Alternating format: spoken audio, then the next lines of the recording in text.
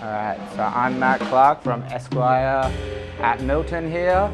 Today we're going to be doing on Tim a sort of 20s inspired slick back, Pompadour, that kind of Arthur Shelby from Peaky Blinders. Keep it tight on the sides, but show you a few tips and tricks so that it blends well and then it's easy for him to style. To keep it down, keep that 20s classic look, we're going to be using the bearded Chap pomade. Give it some of that high shine value and keep it period correct.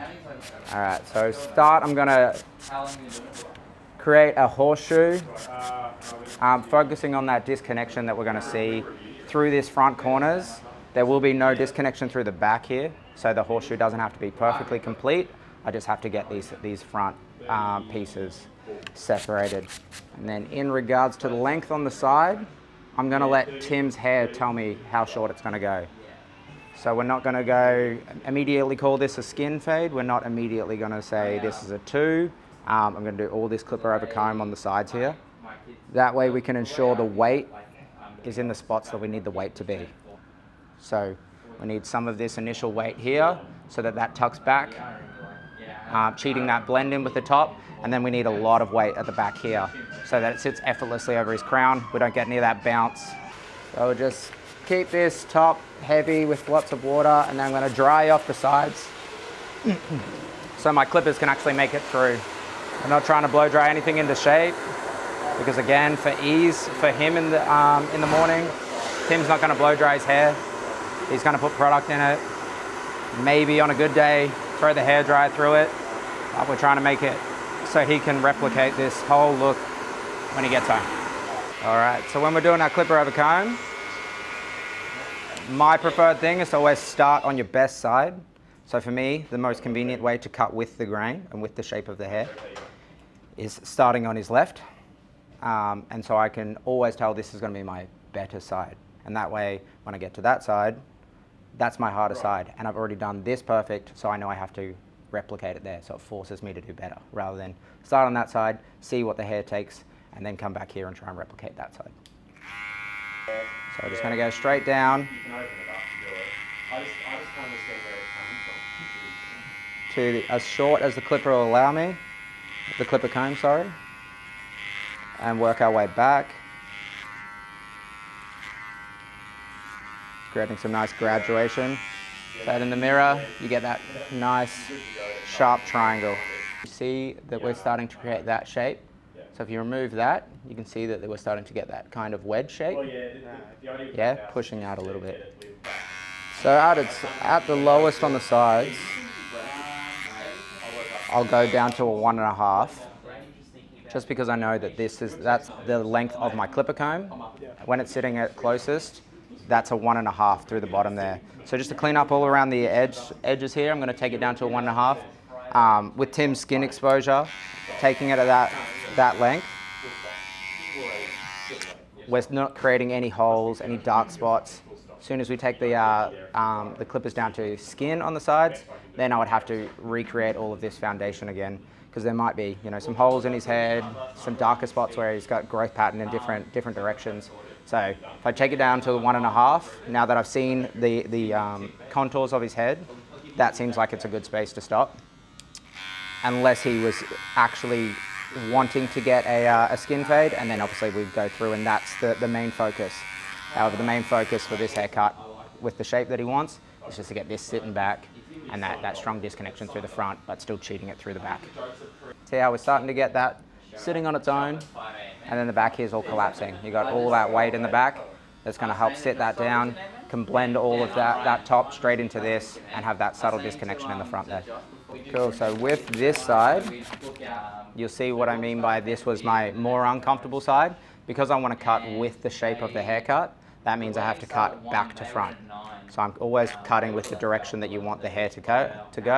So that way those short hair pushes long. So if the initial cut is on this side, the shorter hair will always be on this side, and it's slowly pushing the hair back. So it keeps that classic shape to the haircut. This time, from right to left, you're going to be working that and create the same shape. Sometimes if you're noticing that the hair's sitting different, what I'll do is I'll spin the chair and that way I can see my 80% finished side, and I can see the side that I'm working on, and keep making sure that I'm working at that same direction going back. So as all barbers know, that the best tool we have in the whole shop is the mirror. Allows you to get that distance from your haircut, allows you to see what you're doing.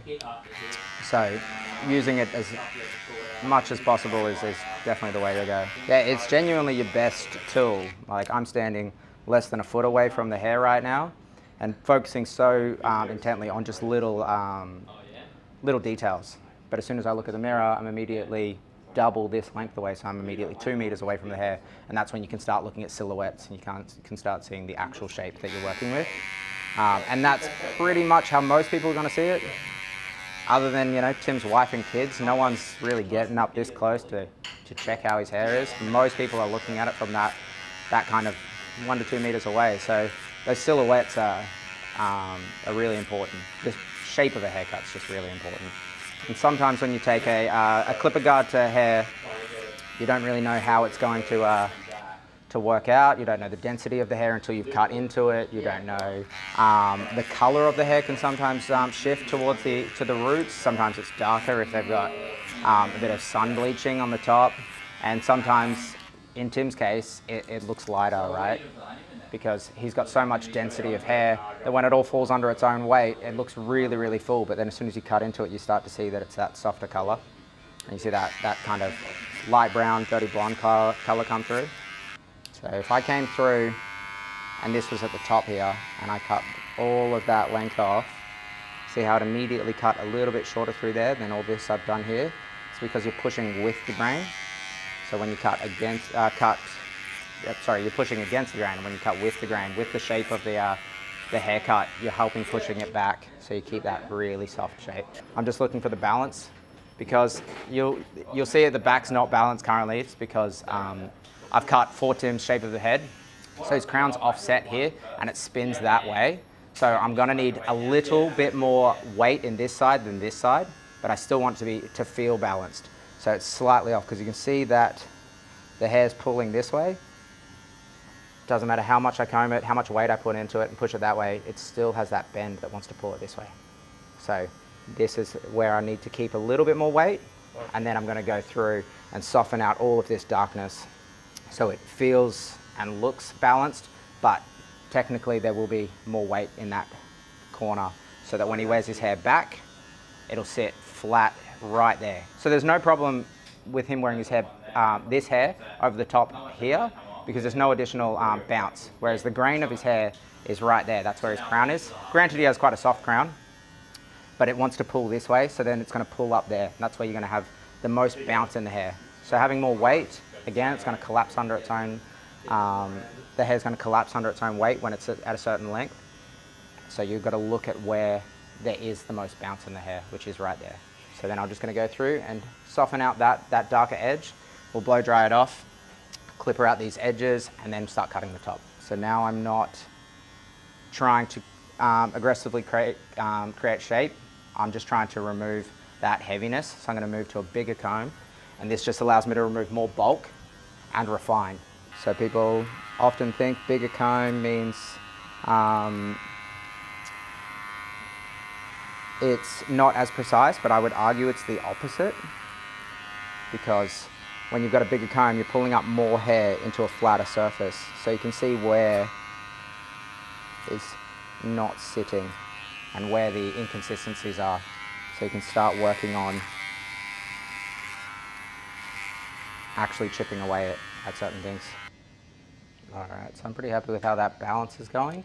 We've got initial, like some excess weight sitting through the top there, but I'm going to go through that at the end and remove that, so you get that blend without taking out too much that this won't sit down. So we'll just taper him out, all of his edges, right down to the skin, and then just run that 1.5 over those around the ears, just to make sure that we pick up anything around there.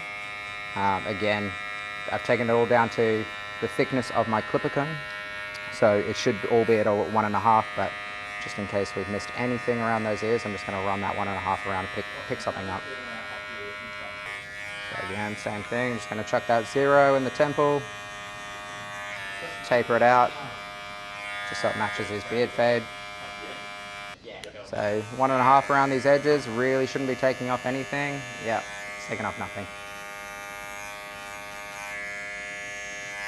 Because I freehanded all of this, the bottom part was never the focus. That wedge shape through the sides was the focus.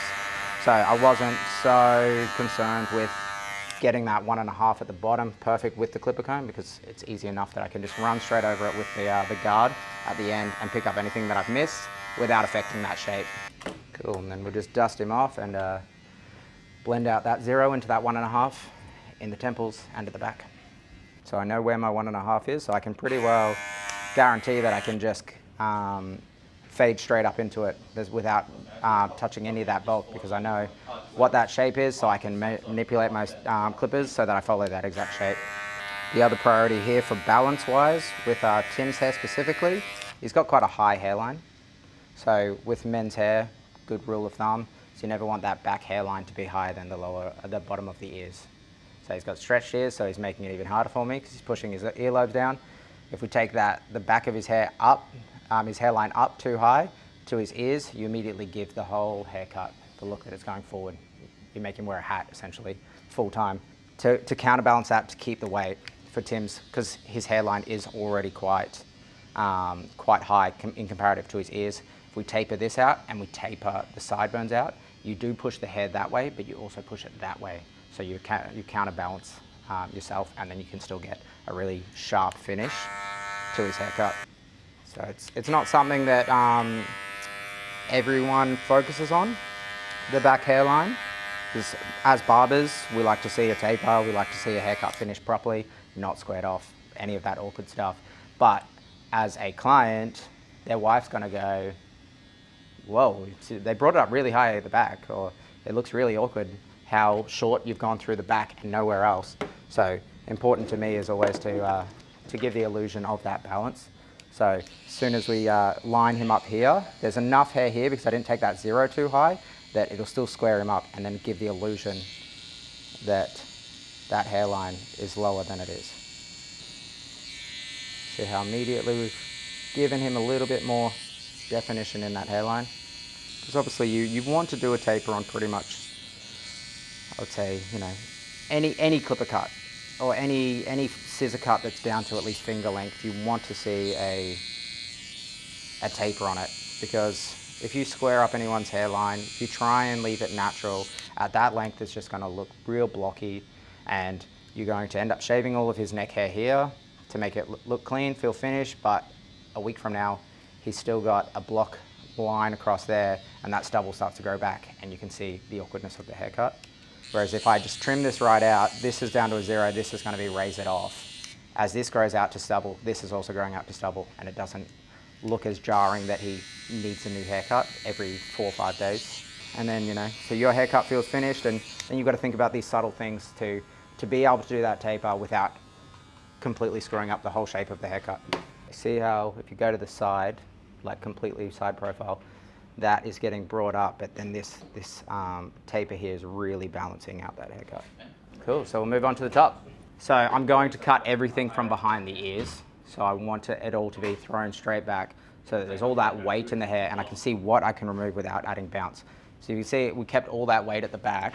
It's sitting flat, but if I just move it a little bit, you can see where that bounce is starting to come in, and that S-bend that I was talking about, where his crown is. So with this, a classic haircut like this, I'm sure we've all seen when they're styled up, real Elvis classic shape, where this is sitting in the higher in the front, and then it kind of collapses in these corners, and it collapses over the back here.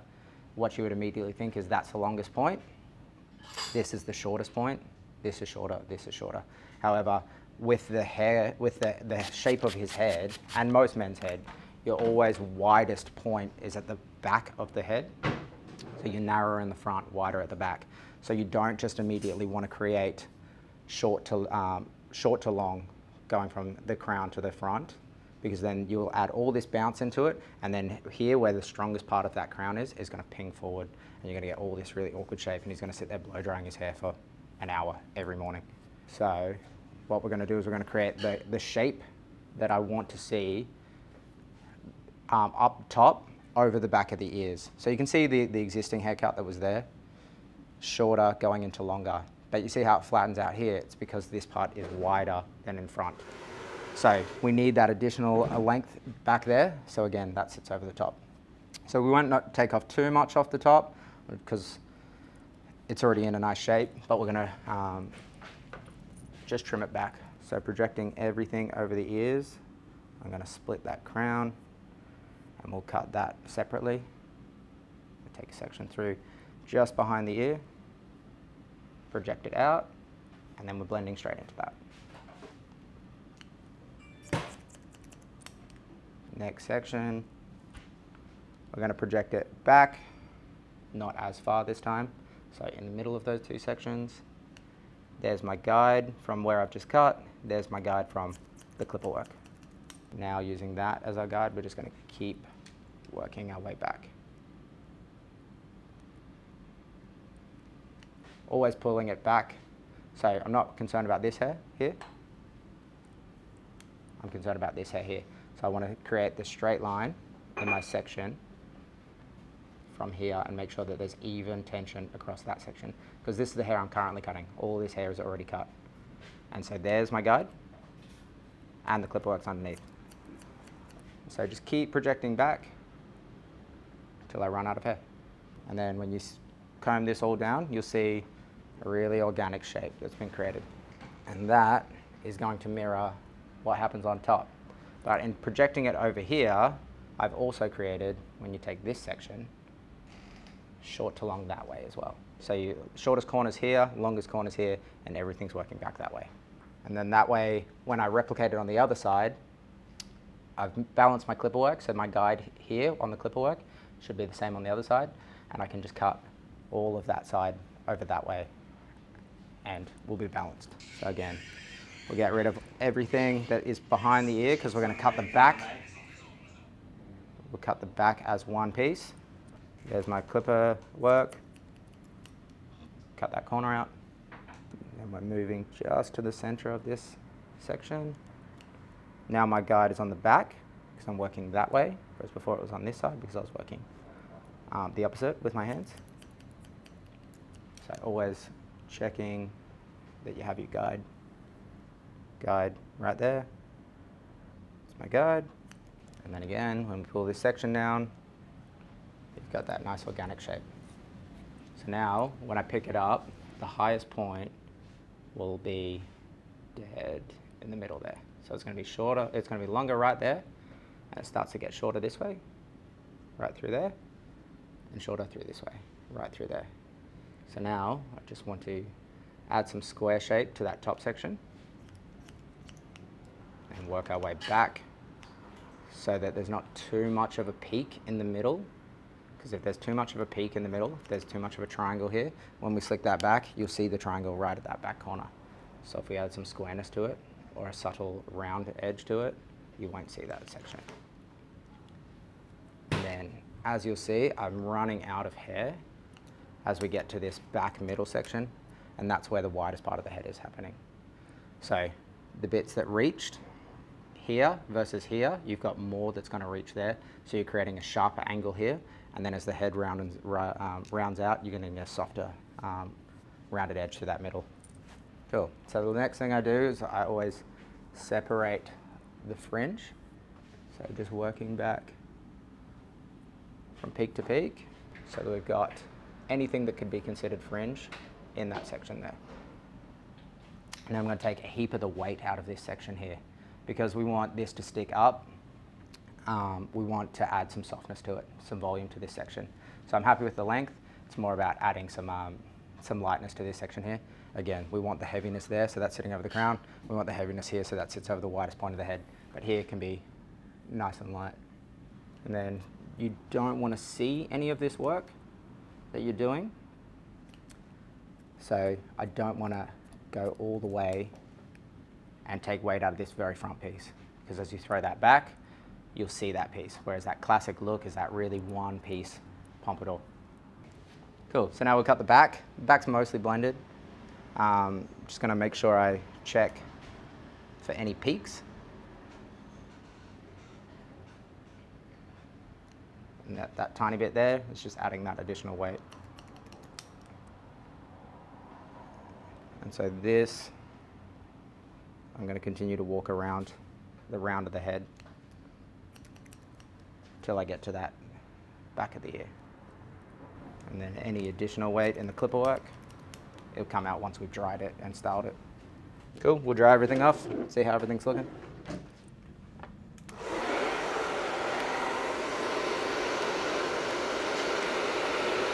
So I'm just using the vent brush to get into the roots. So I'm not actually blow drying into the brush when I do that, I'm just picking the hair up. Everything is about drying those roots into the right shape. If the ends were still wet, like it's not the biggest deal. You just want to see what shape's sticking in like under. So now that we're starting to blow dry, you can start to see the grains in his hair starting to come through. Through here, you can start to see that it's starting to split there and there's additional weight here. So we'll go through and take that out. Same with the back, there's a bit of additional weight. It's just about cutting your shape in and being happy with your shape and then going and personalizing it for his head. But if you look through the mirror, you can see how all that additional support on the sides, this is all disconnected and that's still holding that shape up, so you get that kind of classic front profile, especially once that product goes in and slicks these edges down, get this really classic shape. So now we'll just go through and personalize any additional weight out. And we'll just knock out any additional weight with the razor. Still cutting with the grain. So a good thing about using the razor is you're still pushing hair, so short to long. So I don't want to take any of that length out because you can see it's just off bouncing and that's where we want to keep it. And I'm just taking out any additional visual weight that I see. There's still just a touch through there, but we can get that out with clipper over comb. And then this additional weight here that's just pulling over, we'll just start softening that out. Just cleaning up his neckline, making sure it goes beneath the t-shirt. That's probably one of the pet peeves, is barbers that do these really nice haircuts and then leave dudes with like a neck beard on the back poking out the top of their t-shirt. Cool, so I blow dried all this volume into there, and then you see it's all very floppy and whatnot, but having those roots all curled up like that and getting all that volume into the roots is perfect because I'm putting in quite a heavy product, so it's going to weigh it down, get all of the shape that we want, but you don't want to lose any of that volume in using something that's a really classic product and high shine. We're using bearded Chap pomade, so really classic, kind of, I wouldn't say a high shine, but there's definitely some shine in there. So you really want to get this product straight to the roots of the hair. And then any additional product that's left in your hands can go straight into the ends. But the main thing is getting that hold into the roots and then just smoothing everything over. So you kind of want to use it in two goes. So put the product in your hands, really warm it up.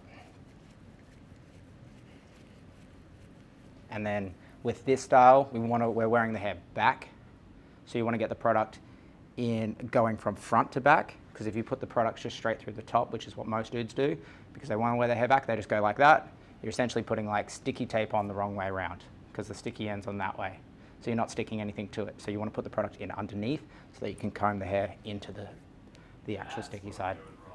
Makes a lot of sense. And then just start chipping away at getting that shape. And now we've got product all evenly distributed through the hair, but you still haven't created that shape you want to create. So that's where the second layer comes through. So you go in, just get a quarter of what you just used, just so you can create a film, so that now you're just shaping, you're just adding weight essentially, because you've added the hold before that. So I've got that shape that I want, and then I usually just break up that front. So just let it fall however it wants, and you get that real kind of classic shape. And then just finish with a hot towel.